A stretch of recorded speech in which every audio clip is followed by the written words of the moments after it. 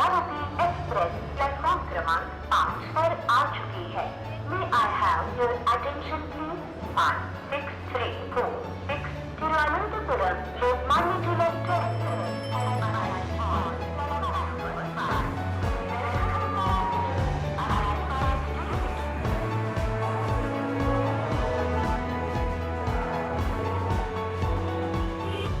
और चलते चलते देखिए मेरा ये अद्भुत सफर मुझे ले आया है उस शहर में ना किसी की चाची, मामी, ताऊ, मासी, कोई ना कोई तो जरूर रहता है। नहीं सुना आपने? कानपुर वाले चाचा, कानपुर वाली मामी, कानपुर वाली मासी। मैं बात कर रहा हूँ कानपुर सेंट्रल की। अब इस शहर को लेकर कई सारी धारणाएं हैं, लेकिन अनफॉर्चुनेटली उनमें से एक धारणा लगभग सच है। औद्योगिक शहर होने की वजह से ये काफ़ी प्रदूषित शहर है। लेकिन प्रदूषित होने के बावजूद क्यों है कानपुर इतना लोकप्रिय, और क्या है कानपुरियाओं का जीने का ढंग, और क्या है उनका स्वाद? चलिए पता करते हैं।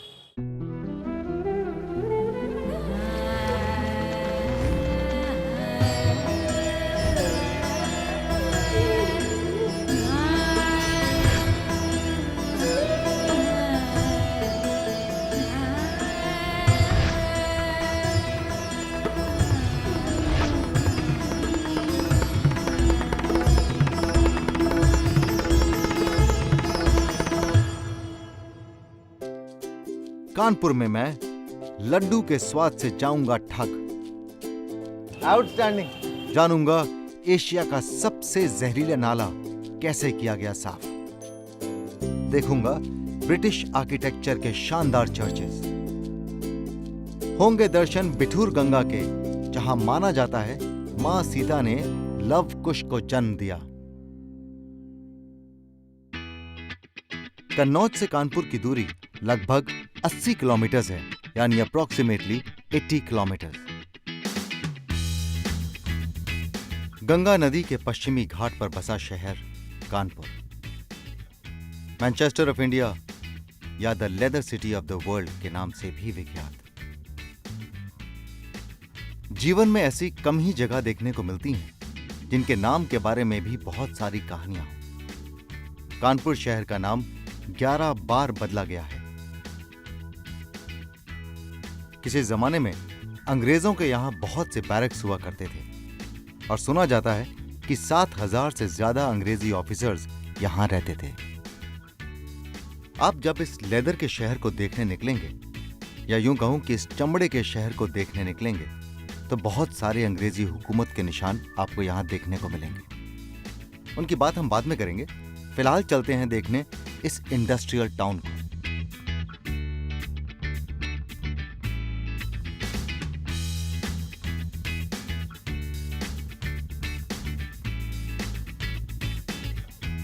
ऐसा कोई सगा नहीं जिसको हमने ठगा नहीं। ना ना ना ना ना, ये मेरी पंक्तियां नहीं है, ये तो वो कहते हैं जो सरेआम खुलेआम मिठास बेचते हैं। तो अब आप सोच रहे होंगे कि कानपुर में ये मेरे साथ में कौन है। अब ये एक बहुत ही, सबसे पहले तो कहूँगा, भली इंसान है, क्योंकि इन्होंने अपने बिजी टाइम में से थोड़ा टाइम मेरे लिए निकाला। यहाँ की बहुत ही प्रसिद्ध रेडियो जॉकी चारू हैं, और आज कानपुर में ये मेरी आंखें होंगी। थैंक यू चारू, थोड़ा टाइम निकालने के लिए यार, थैंक यू वेरी मच। मैंने काफ़ी समय से जानता हूँ, काफ़ी बार इंटरव्यूज कर चुका हूँ उनके साथ में, और ये मुझे कानपुर में लेकर आई हैं एक ऐसी जगह जहाँ लोग ठगने के लिए आते हैं। बहुत पूरी तरह से। एंड ठग्गू के लड्डू में they promote it like this कि हाँ, हम खुलेआम कह रहे हैं कि हम ठगते हैं और फिर भी लोग आते हैं। जी हाँ, ठग्गू के लड्डू, जिनका टैगलाइन है ऐसा कोई सगा नहीं जिसे हमने ठगा नहीं। और शायद ऐसा कोई शख्स ना हो जो कानपुर में हो और इसका स्वाद उसने चखा नहीं। मैं आपको एक कमाल की बात बताऊं इस जगह के बारे में कि जब बंटी बबली की शूटिंग हो रही थी, यहाँ पे हुई है, so the famous song from that film, जो गाना है उसमें जो लाइन है, ऐसा कोई सगा नहीं जिसको ठगा नहीं, वो भी यहीं से लिया गया है। It is inspired from this place. क्या बात है। अब इसका मतलब लोग कितने विवश होंगे इस स्वाद के आगे कि वो जानते हुए फिर भी ठगने चले आते हैं, जैसे कि मैं इससे मैं ठगने के लिए जा रहा हूँ। नमस्कार। नमस्कार जी। तो आप ये ठग? बस ठग हम आज की डेट में हम ही हैं। ओरिजिनली ये नाम हमारे बाबा जी का दिया हुआ है। अच्छा, पहले तो बता दें कि ठग्गू के लड्डू क्यों? ठग्गू के लड्डू ऐसा था कि हमारे बाबा जी एक ज़माने में चांदनी चौक के बाहर दुकान लगाया करते थे। वहाँ पे महात्मा गांधी कभी कभी अपनी जनसभाएं करते थे। एक जनसभा में उन्होंने सुना शक्कर जो होता है सफ़ेद जहर होता है, और सब बगैर शक्कर के लड्डू तो बन नहीं सकता जी। तो अंतरात्मा में झांक के देखा, सच का सामना हो गया। अंदर ठग्गू नजर आया तो ठग्गू का लड्डू लेके टांग दिया। अच्छा, बोला कि अब तुम ठगू करके बेचते हैं इस लड्डू को। बस इसीलिए आप जब एक बार आत्मा ने बोला कि आपको ठग हो, हाँ। आदमी दूसरों का पैसा भी ठग रहे हो, उनका स्वास्थ्य भी ठग रहे हो, तो अल्टीमेटली तो ठग्गू बनेगा। आई लाइक इट यार, ये नहीं कि शुगर कम कर दें। हाँ, खुद ओपनली बोल रहे हैं कि हम ठग रहे हैं और आप आ रही ठगवाने। क्या बात है। तो आप जानते हैं, मेरे छत्तीसगढ़ की आंटी, दिल्ली के अंकल, जयपुर के मामा सब ने बोला भैया तुम कानपुर में हो तो ठगू का लड्डू जरूर खाना। जी हाँ, ये शहर की स्पेशलिटी की तरीके है अब हमारे जी। लिए। और आपकी कुल्फी भी है बदनाम, जिसका फिर भी है बहुत बड़ा नाम। बहुत बड़ा नाम है बदनाम। देखिए इसका भी लॉजिक है। अब कुल्फी देखिए तो आप हमारी फुटपाथ पे बिकती है जी। तो इसका स्लोगन है बदनाम वही होती है जो बिकती है फुटपाथ पर, और होटल में बिकने वाली बदनाम नहीं होती। क्या बात है। अब ये दोनों ही चीजें दो वैरायटी की है, तो ये दो वैरायटी के लड्डू दिख रहे हैं मेरे को। यस, दोनों ही खाइए आप। नहीं, दो तो खा नहीं पाएंगे। जी हाँ, चलिए हमारे साथ शेयर करेंगे। चलिए मैं कोशिश चला करिए। ठगने। कौन सा वाला ट्राई करोगे आप? दोनों ही ट्राई करते हैं। हाँ, थोड़ा दोनों सा। ट्राई करो आप, दोनों अमेजिंग है।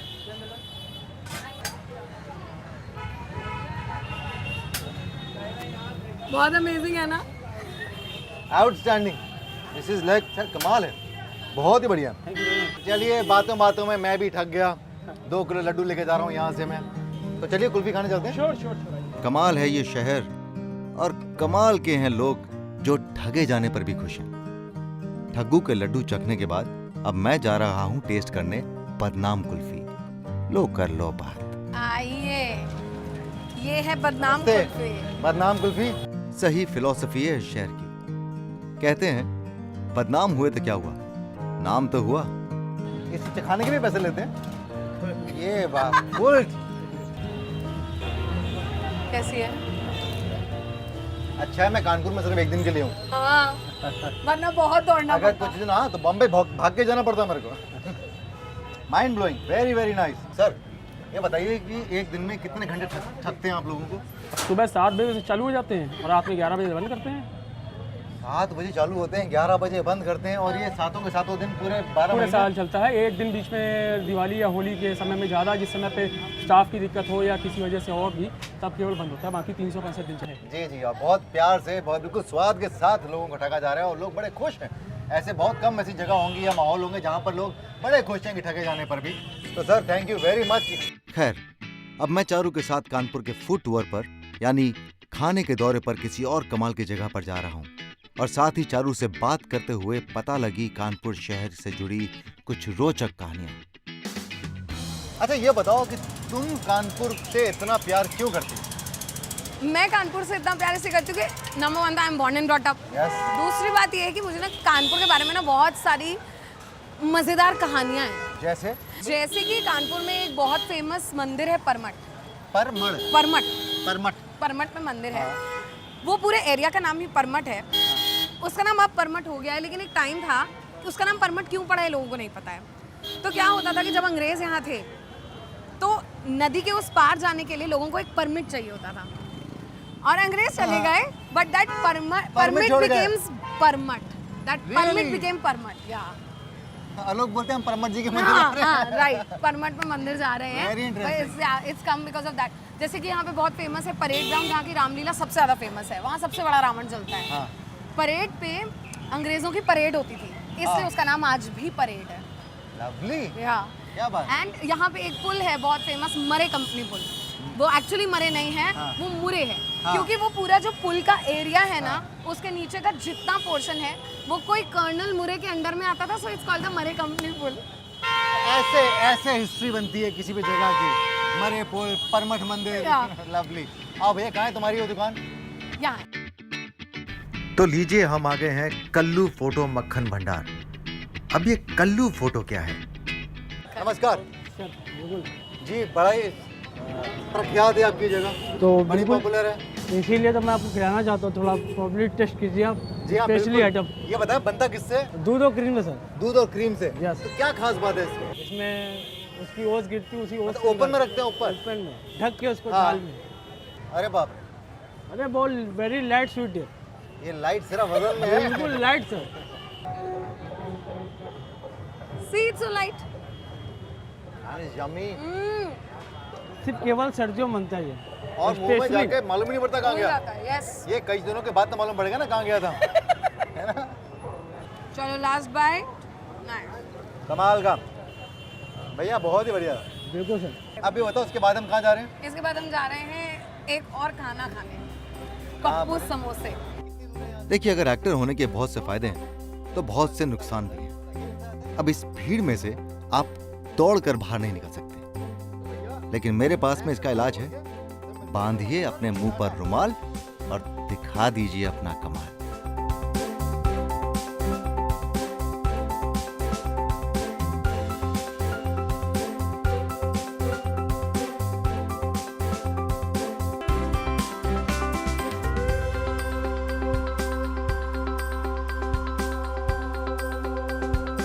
और लीजिए, मैं पहुंच गया चारू से पहले एक खास समोसे की दुकान पर, जहां मेरे सामने कढ़ाई में गरम गरम समोसे तले जा रहे हैं। बड़ा नाम सुना भैया आपकी जगह का। अरे वाह, भागते हुए आ रहे हैं, मेरे दोस्त हैं। ये आ गए। मुझसे पहले कैसे पहुंच गए? ये लड्डू का कमाल है या तुम्हारी मलाई का कमाल है? किसी का तो कमाल है कि पहुंच गया। अच्छा, तो यहाँ की क्या खासियत है? यहाँ की खासियत ये है कि एक तो कृपया पैसे पहले दें, आए बाद में। यहाँ के एटीट्यूड देख रहा हूँ। एटीट्यूड बहुत कमाल का है। ऐसा कोई कानपुर सगा का नहीं जिसको मैं ठगा नहीं, बदनाम कुल्फी, पैसे पहले दें। आउटस्टैंडिंग जी। नमस्ते हाय, I am Prashant. Prashant. Yes, कितने तरह के समोसे देयर बनाते आर 12 टाइप्स ऑफ समोसा। हैं? जी 12 किस्म के समोसे हैं। या जैसे जैसे पनीर समोसे, इटालियन समोसे, चीज कॉर्न समोसे, इटालियन समोसे, चीज कौन समोसे?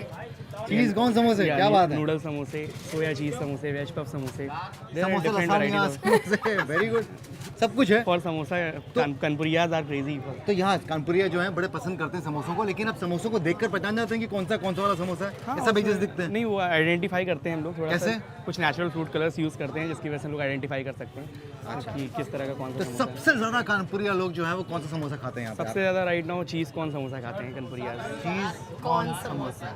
मलाई मक्खन, मतलब यहाँ तो हर चीज के अंदर है। तो मैं क्या चखूं बताएं? सर आप भी ट्राई कर सकते हैं, cheese corn and paneer samosa है very special. Cheese corn and paneer samosa. भैया एक सेकंड, कृपया पैसे पहले दें।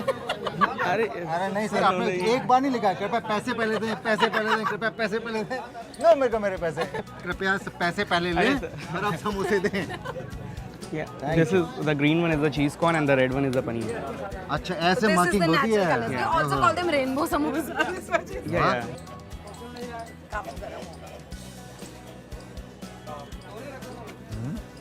Different, very nice. और ये है आपने बताया कौन सा? This is the paneer one. Paneer one. ये अभी भी निकला हुआ है। दैट इज वेरी हॉट ना। Very very, thank you very much. और आपकी तरक्की होती रहे, लोग आते रहें, बढ़ते रहें, कानपुरिया लोग एंजॉय करते रहें। या और जो भी आए वो पैसे पहले दे। ये आप लोगों के लिए, यहाँ पर आना है तो आपको पैसे पहले देने पड़ेंगे। And Charu, thank you very much. तुमने कहा कि तुम वेली थी, but I genuinely want to thank you very much. Thank you so much for coming to my no, city, being it's here. All dirty. हाँ, थैंक यू। और आगे देखूंगा गंगा को सबसे ज्यादा प्रदूषित करने वाले 125 साल पुराने नाले को कैसे किया गया साफ। जाऊंगा पुराने अंग्रेजों के द्वारा बनाए गए चर्चेज में। पिठूर गंगा और वाल्मीकि आश्रम के होंगे दर्शन। जय जय गंगे, जय जय गंगे, नमामि गंगे, नहीं रुकेंगे, हम स्वच्छ करेंगे।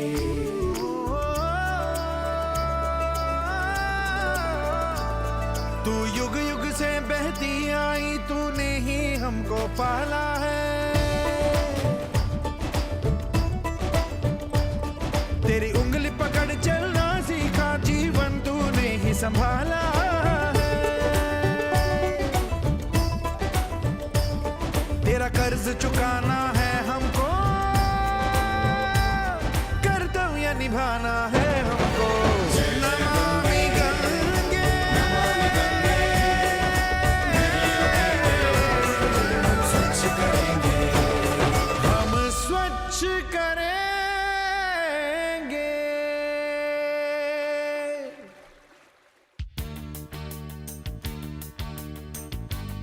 लड्डू, कुल्फी, समोसे खाकर अब मेरे कदम मुझे ले चले नमामि गंगा की तरफ। उस 125 साल पुराने नाले की तरफ जो कुछ महीनों पहले तक एशिया का सबसे टॉक्सिक यानी सबसे जहरीला नाला था।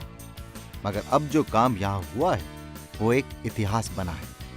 ये कैसे हुआ वही जानने मैं पहुंच गया। लेकिन मैं अपने दर्शकों को बता दूं कि ये आने वाले कल में उन जगहों में से एक है जो उस सकारात्मक सोच को जन्म देती है कि अगर हम चाहें तो कर सकते हैं, अगर हम चाहें तो हालात बदल सकते हैं। सही कहा मैंने? बिल्कुल सही कहा तो आप आपने। बताओ पहले कि हम कहाँ हैं इस समय। इस समय हम एक ऐसी जगह पर खड़े हैं जो एक इतिहास बन गया है। ये जगह है सीसामऊ नाला। ये इतिहास इसलिए है, ये 125 से भी ज़्यादा साल पुराना नाला है और ये एशिया का सबसे बड़ा नाला है जो हमारी गंगा माँ को अपवित्र कर रहा था, जो सीधे जो है गंगा में गिरता था।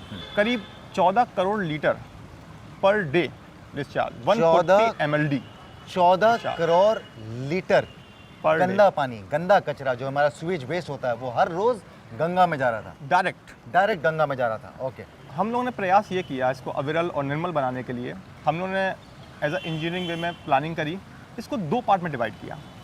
हम लोगों ने इससे पहले एक जगह है बकर मंडी, इसको बकर मंडी पे आधा रोका, करीब हमने 80 mld डिस्चार्ज वहाँ पर रोका और 60 mld रेस्ट डिस्चार्ज हमने इस पॉइंट पे आके रोका जहाँ हम खड़े हुए हैं सीतामऊ नाले में। यहाँ पर हम 60 mld को जो है यहाँ से डाइवर्ट कर रहे हैं। जो ये हमारा फ्लो आ रहा था इसको हमने स्टॉप किया, गेट लगाए, इसको डाइवर्ट किया। जो फ्लोटिंग मटेरियल होता है यानी जो बहता हुआ कचरा आता है उसको हमने निकाला मैनुअल स्क्रीन से। आगे हमने एक पंप हाउस बनाया, वहाँ पर हमने पंप लगाए। अगेन फिर से हमने इसको जो छोटा मोटा पार्टिकल्स हैं उसको फिर से हमने वहाँ पर स्टॉप किया मैकेनिकल स्क्रीन से, मैकेनिकल प्रोसेस से। फिर इसको हम हमारा पहले से बना 130 mld STP sewage treatment plant Jajmau में जो बना हुआ है, हम इसको सीधे वहाँ ले गए, वहाँ हमने इसको ट्रीट किया, इसको साफ़ किया, उसके बाद हमने इसको गंगा में डाला। अभी हम आपको नेक्स्ट स्टेप में वहाँ ले चलेंगे जहाँ पर ये बिल्कुल एक ह्यूज अमाउंट में तेज़ी से गिरता था। आज की डेट में वो बिल्कुल ज़ीरो हो चुका है, बिल्कुल सूख चुका है और ये एक बहुत बड़ा स्टेप है मैं समझता हूँ। नमामि गंगा के तहत बने 200 mld का पंपिंग स्टेशन और STP गंगा के सफाई अभियान का आखिरी पड़ाव होता है, क्योंकि यहीं पर फाइनली गंगा को प्रदूषित करने वाला कचरा साफ किया जाता है और गंगा के पानी को एक बार फिर स्वच्छ कर उसे वापस नदी में डाला जाता है। इसके अलावा एक common treatment effluent plant tannery waste को टैकल करने के लिए भी बनाया जा रहा है। हमारी कोशिश क्या नहीं कर सकती। मन में लगन हो, आंखों में हो आशा, तो फिर 125 साल पुरानी गंदगी को भी दूर किया जा सकता है। और यही कमिटमेंट मुझे यहां देखने को मिला। ये पीछे नाला, सारा कचरा यहाँ आता था। ये पूरा फ्लो यहीं पर आके गिरता था। ये चैनल जो बना हुआ है, जी। इसलिए जो व्हाइट लाइन आपको दिख रही है इसमें, इतना हमारा पानी आता था। जो 14 करोड़ लीटर हम बता रहे हैं पर डे का, वो यहीं पर इसी चैनल से गिरता था। तो ये कितने साल पहले तक गिरता था? ये तो 125 साल पुराना है, तो जब से गिरी आ रहा था। ये अभी हमने इसको टैप कर दिया है, करीब दिसंबर में हमने इसको टैप कर दिया। दिसंबर से आना बिल्कुल बंद हो गया। 24 घंटे बहता था? 24 घंटे से 24/7 बाप रे। और ये नदी जाती सीधा प्रयागराज की तरफ? सीधा प्रयागराज की तरफ। त्रिवेणी संगम में रोज 14 करोड़ कचरा, 14 करोड़ लीटर कचरा एक नाले से। और भी नाले हैं? और भी छोटे छोटे काफी नाले, ये सबसे बिगेस्ट। आप मुझे बता रहे थे कि और भी नाले आपने बंद कर दिए? 5 नाले इसके साथ हमने बंद किए।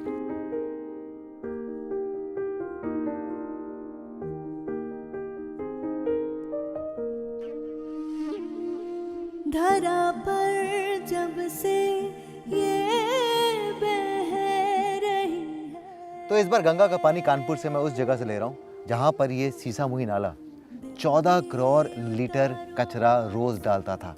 तो इस बार की याददाश्त इसी जगह से।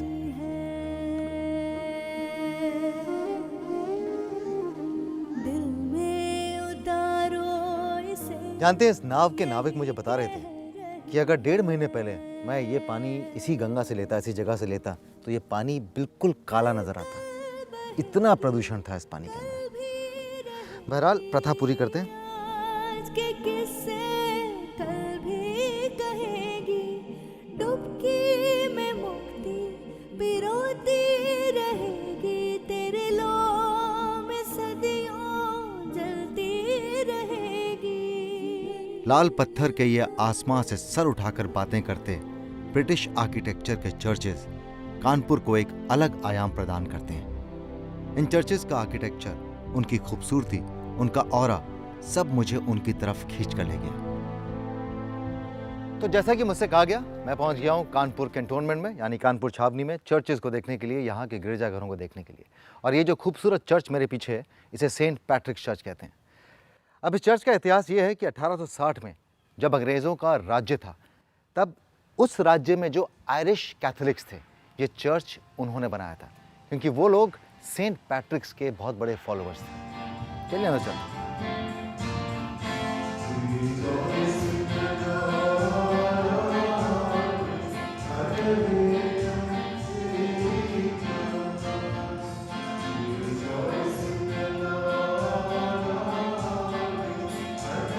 यहां मैं सच में मंत्रमुग्ध सा रह गया।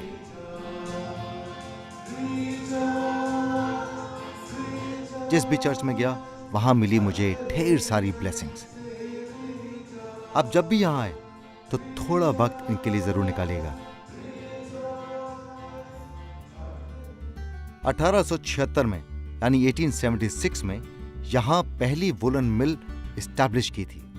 उसके बाद जब ये शहर ट्रेड और इंडस्ट्रियल टाउन बन गया, तो फिर यहां बहुत सी मिल्स इस्टेब्लिश होती चली गईं। उनमें से एक है लाल इमली वुलन मिल, जो कि कानपुर का एक लैंडमार्क बन गया है। इसी तरह अंग्रेजों द्वारा बनाई गई खूबसूरत बिल्डिंग्स, मीनारें, पुल और सरकारी इमारतें कानपुर की शानदार धरोहर हैं।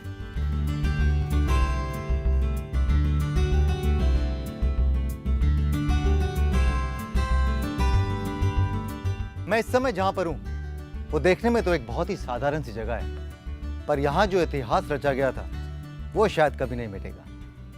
1857 में जब बगावत की आग फैली रही थी, तब कुछ क्रांतिकारियों ने कई अंग्रेजों को यहीं इसी घाट पर मौत के घाट उतार दिया था।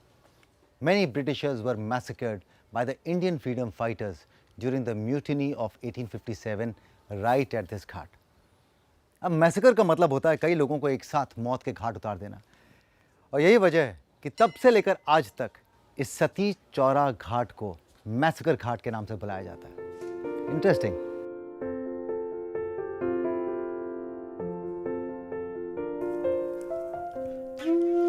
कानपुर से 40 किलोमीटर दूर एक बहुत ही पौराणिक और ऐतिहासिक जगह है बिठूर गंगा, जहां बहुत से उत्तर प्रदेश के लोग अस्थि विसर्जन के लिए आते हैं।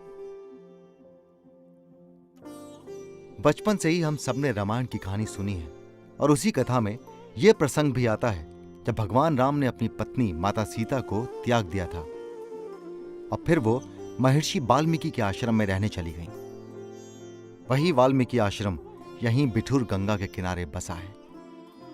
यहीं लव और कुश का जन्म हुआ, और अश्वमेघ यज्ञ के समय दोनों भाइयों ने इसी अक्षय वट वृक्ष से भगवान हनुमान को और भगवान राम के घोड़े को बांध दिया था।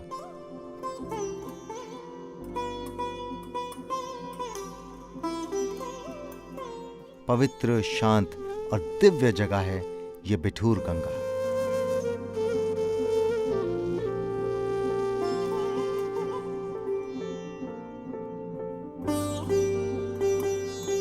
तो ये जो आप पुल देख रहे हैं, ये कानपुर का वो पुल है जो अंग्रेज़ों के ज़माने में बना था, लेकिन आज भी लोगों को इस पार से उस पार और उस पार से इस पार ले जाता है। खैर, सूर्यास्त होने वाला है, मेरे जाने का वक्त हो गया। पर आज जब मैं उस सीसा मुँह नाले पर था, तो मन में एक ख्याल आया। अब देखिए ना, कहीं पर भी ख्याल आ जाते हैं। तो ख्याल ये आया कि नकारात्मक सोच ये कहती है कि गंगा का कुछ नहीं होगा, गंगा कभी साफ नहीं होगी। लेकिन सकारात्मक सोच ये कहती है कि होगा, गंगा का उद्धार होगा और इन्हीं आंखों के सामने होगा। और इस दिशा में काम शुरू भी हो चुका है, मुहिम छिड़ गई है। आपने सीसा मुँह नाले पर देखा। अब हम चाहें तो अपनी नकारात्मक सोच से इस अच्छे काम को या तो मार सकते हैं कि ये सब बकवास है, दिखावा है, या फिर अपनी सकारात्मक सोच से हम इस अच्छे काम को आगे बढ़ा सकते हैं। आज इतना हुआ है, कल उतना होगा, और देखते ही देखते एक दिन ये पूरा भी होगा। जानते, आज मैंने एक बड़ी अच्छी बात पढ़ी कि इंतजार करने वालों को सिर्फ उतना मिलता है जितना कोशिश करने वाले छोड़ जाते हैं। अब हम इंतजार करने वालों में से हैं या कोशिश करने वालों में, ये हमें खुद तय करना पड़ेगा। बस यूं ही मन में ख्याल आया तो आपके साथ में बांट लिया। मैं तो चला, फिर मिलूंगा अगले एपिसोड में। तब तक के लिए खुश रहिए, आबाद रहिए, मुस्कुराते रहिए। मुस्कुराइए ना, अच्छा लगेगा आपको भी और आपके साथ वालों को भी। गुड नाइट, शब खैर।